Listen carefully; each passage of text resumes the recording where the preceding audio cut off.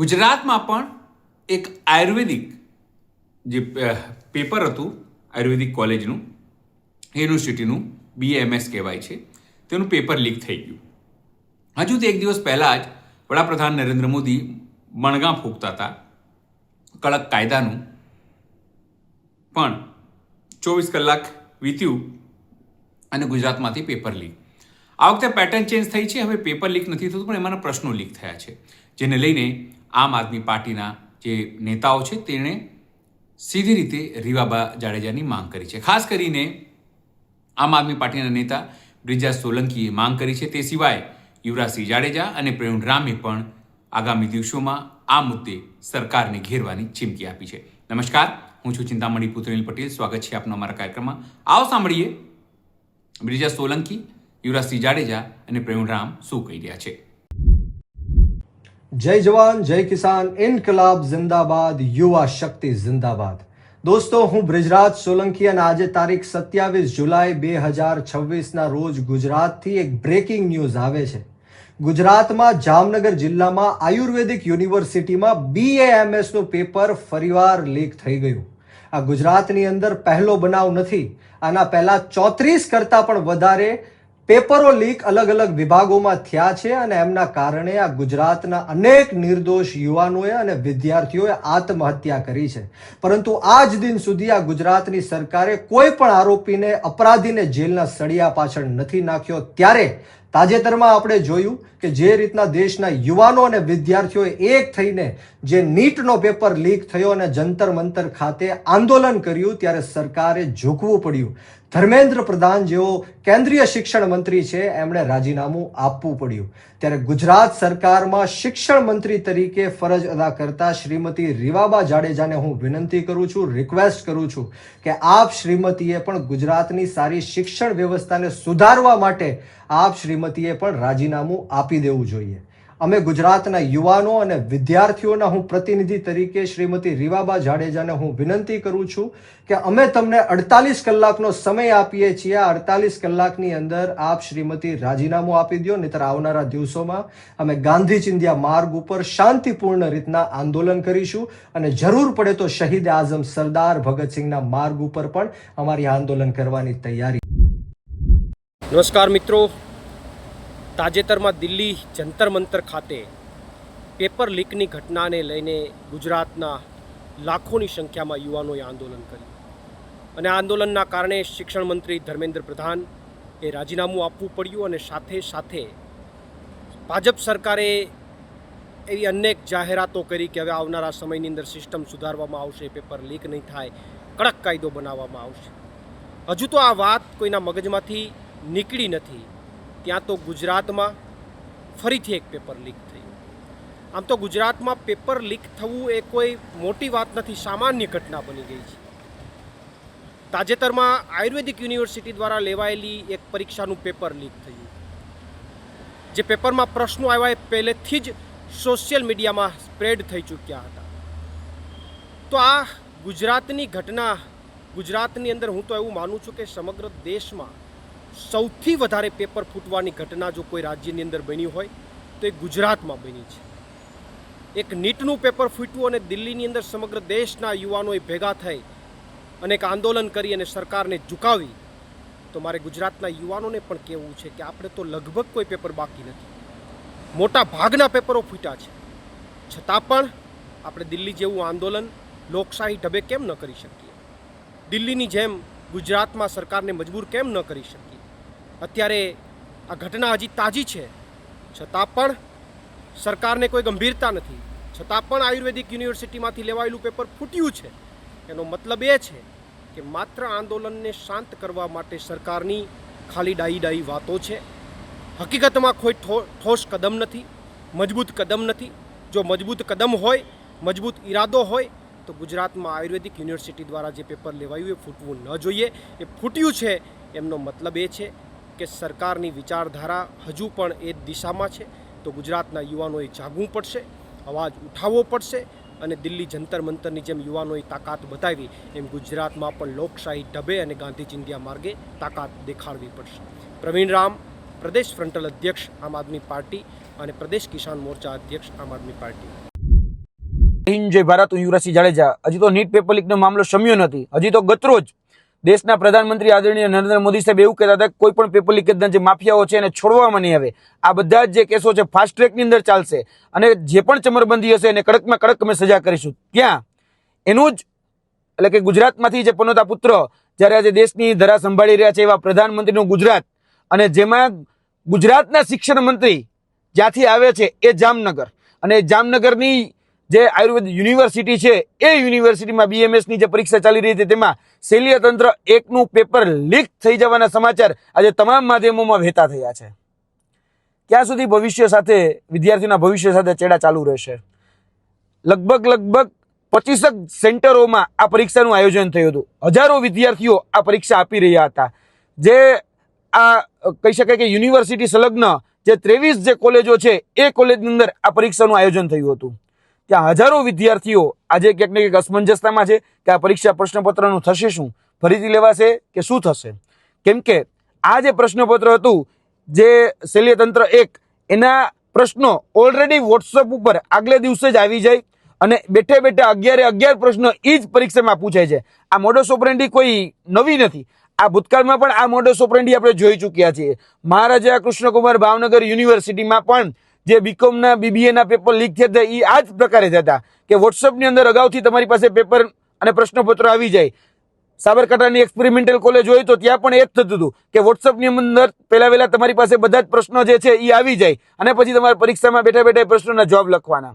એટલે આ જે મોડસ ઓપરેન્ડી છે એ મોડસ ઓપરેન્ડી ક્યાંક ને ક્યાંક વિદ્યાર્થીઓ, જે મહેનતુ વિદ્યાર્થીઓ છે એના ભવિષ્ય સાથે ચેડા કરી રહી છે. હમણાં જ જોવા જઈએ તો હું એક ભારતીય જનતા પાર્ટીના જે પ્રવક્તા છે એનું એક નિવેદન સાંભળી રહ્યો હતો. મિસ્ટર ડોક્ટર અનિલ પટેલ એ એવું કહી રહ્યા છે કે 2023ના કાયદા અંતર્ગત આની ઉપર તપાસ થશે અને 2023ના કાયદા અંતર્ગત આની પર 10 વર્ષની અમે સજા કરીશું. એટલે ભાઈ સાહેબ, તમે પ્રવક્તા હોય કે શિક્ષણ મંત્રી કઈ દુનિયામાં જીવો છો? કારણ કે જ્યારે પેપર લીકેજ ઉપર કાયદો બનાવવાની વાત આવી ત્યારે આ પેપર લીકેજનું બિલ જ્યારે વિધાનસભામાં રજૂ કરવામાં આવ્યું ત્યારે કોંગ્રેસ એ આની ઉપર વાંધો ઉપાડ્યો. ત્યારે બોર્ડ પરીક્ષા અને જે યુનિવર્સિટીની પરીક્ષાઓ જે છે એને આ પેપર લીકેજના કાયદામાંથી બાકાત કરવામાં આવે એ ખાલી એક વાત મૂકી અને તમે સ્વીકારી પણ લીધી છે.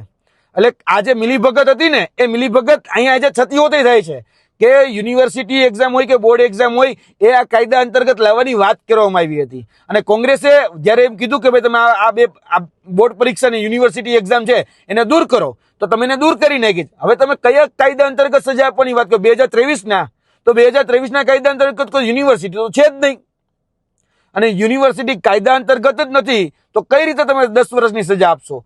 હવે વાત બીજી કે હમણાં નીટ પેપર લીક થયું ને કે CBSE ની અંદર છબરડા થયા કે પછી સ્ટાફ સિલેક્શનની અંદર ભરતીની અંદર છબરડા થયા ત્યારે એવું કહેવામાં આવતું હતું કે એકાઉન્ટેબિલિટી ફિક્સ થાય. હવે આ માધ્યમથી હું તમને કહી રહ્યો છું કે તમે આ માધ્યમથી જવાબદારી અને જવાબદારી નિશ્ચિત કરો કે આ પેપરની અંદર જે ગેરરીતિ, ગોબાચારી, કૌભાંડ, ભ્રષ્ટાચાર જે પણ થયું હોય તે આ પેપર લીકની જે ઘટના સામે આવી છે તેમાં તમે જવાબદારી ફિક્સ કરો. કેમ? કારણ કે પેપરના પ્રશ્નપત્ર કોને સેટ કરવા એ કાં તો પેપર સેટરને ખબર હોય, પરીક્ષા નિયામકને ખબર હોય, એ પ્રાધ્યાપકોને ખબર હોય, કાવીસીને ખબર હોય. આ 4 સિવાય બીજા કોઈને ખબર ન હોય કે આવતીકાલે પ્રશ્નપત્ર કયા પૂછાશે. હવે તમારે અગાઉથી જ વોટ્સઅપની અંદર એ પ્રશ્નપત્ર વાયરલ થઈ જાય. આ 4માંથી એક જવાબદાર હશે. તમે નક્કી કરો કે કોણ જવાબદાર છે અને એની ઉપર કાયદેસરની કાર્યવાહી કરો. કાયદેસરની કાર્યવાહી. અને એ IPC હોય કે BNS અલગ અલગ જે કલમો છે એ કલમ અંતર્ગત તમે ગુનો દાખલ કરો તો તમે સાચા. બાકી મહેરબાની કરીને તપાસના નામે તરકટ ન કરો, તપાસના નામે નાટક ન રચો. જે ખરેખર કૌભાંડીઓ છે, જેને પેપર લીક કર્યું છે એને સજા કરાવીને બતાવો. બાકી તમે એમ કહેશો કે 2023ના કાયદા અંતર્ગત અમે એને સજા કરીશું તો કદાચ એ પ્રવક્તામાં અને ગુજરાતના શિક્ષણ મંત્રીમાં મને એવું લાગે છે કે શિક્ષણનો અભાવ છે. કારણ કે એને ખબર જ નથી કે કયો કાયદો કેને કઈ રીતે લાગુ પડે છે. એટલે આ વિદ્યાર્થીના ભવિષ્ય સાથે થતા ચેડા બંધ થવા જોઈએ. યોગ્ય અને નિષ્પક્ષ રીતે આની ઉપર ન્યાય થવો જોઈએ. જે વિદ્યાર્થીઓએ પરીક્ષા આપી છે એના ભવિષ્યનું શું એ નિશ્ચિત થવું જોઈએ. તાત્કાલિક ધોરણે આની પર જવાબ આપવામાં આવે. જય હિન્દ, જય ભારત.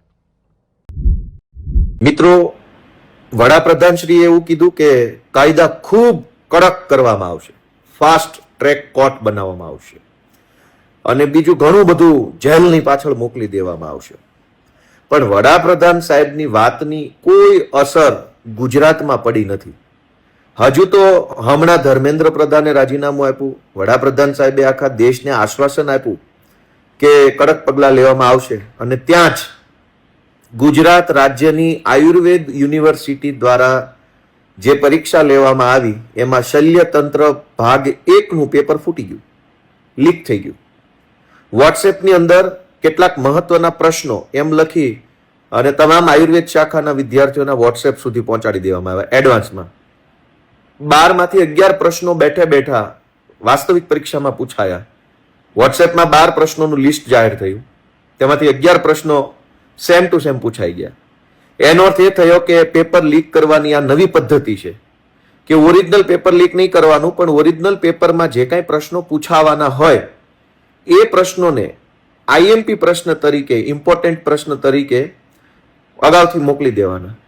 વડાપ્રધાન ફાસ્ટ ટ્રેક કોર્ટ બનાવશે, કાયદો કડક બનાવશે, પણ ચોરી કરનારા લોકોને સપોર્ટ જો એની પાર્ટીનો જ હશે તો કેવી રીતે રોકાશે?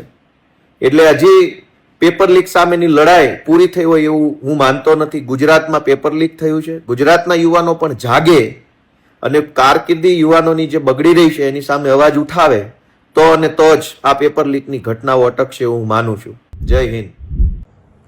ચોક્કસ આના સંદર્ભમાં આજે થોડી પ્રાથમિક માહિતી મળી છે, અને જામનગર આયુર્વેદિક યુનિવર્સિટીમાં શલ્ય વિભાગનું પેપર ફૂટ્યું હોય એવી પ્રાથમિક માહિતી છે, અને ત્યાંના ડાયરેક્ટરશ્રીએ પણ આની તપાસ કરવા માટેની ખાતરી આપી છે.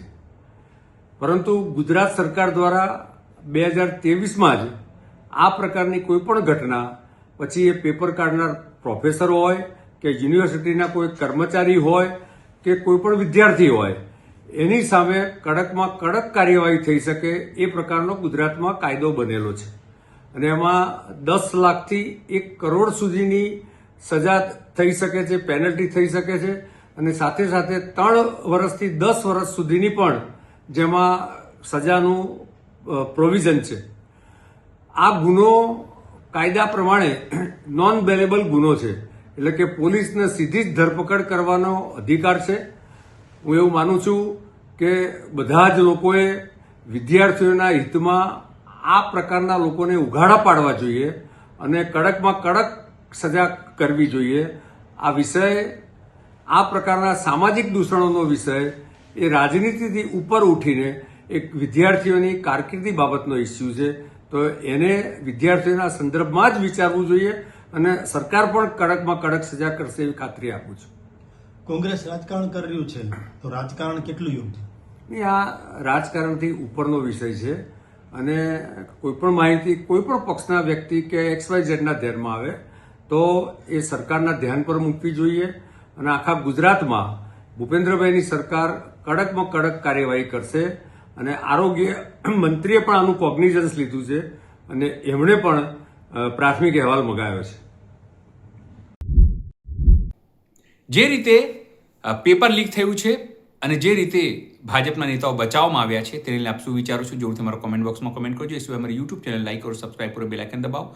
સાથે અમારા ઇન્સ્ટા પેજ અને ફેસબુક પેજને પણ લાઈક કરો, શેર કરો અને ફોલો કરો. અત્યાર માટે બસ આટલું જ. નમસ્કાર.